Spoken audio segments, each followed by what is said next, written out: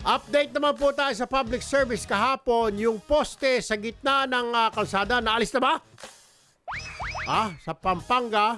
Ay, naalis na. Ay, sabi ko sa iyo hapon, di ba? Sabi ko, hapon kaagad, sir, tagalin nyo na. Ngayon.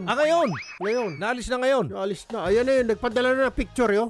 Sabi ko sa iyo pag... Kung hindi pa ilalapit ng mga tao sa atin, hindi pa ninyo aalisin? Yun na nga.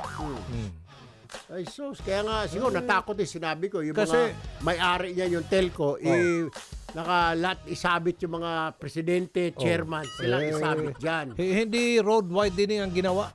Road worsening. Ayun.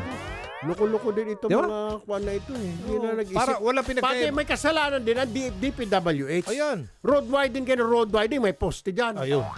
Ano yun? Kasi nagmamadali din sa komisyon. Dapat... Yung komisyon. Siyempre, tawag kasi dyan sa mga RD-RD niya, dapat commissioner. Commissioner. Oo. Commissioner Cristal. Yan, ha? Commissioner Cecil. Kasi siyempre, unahin nila, magkano ba ang dahilan? Ito talagang totoong commissioner ito. Iba klase ito, mga scam.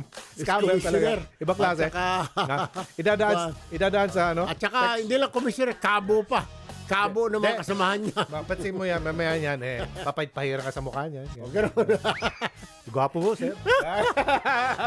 Ay, oras po natin. Salamat po. Salamat naman sa Agarang Aksyon.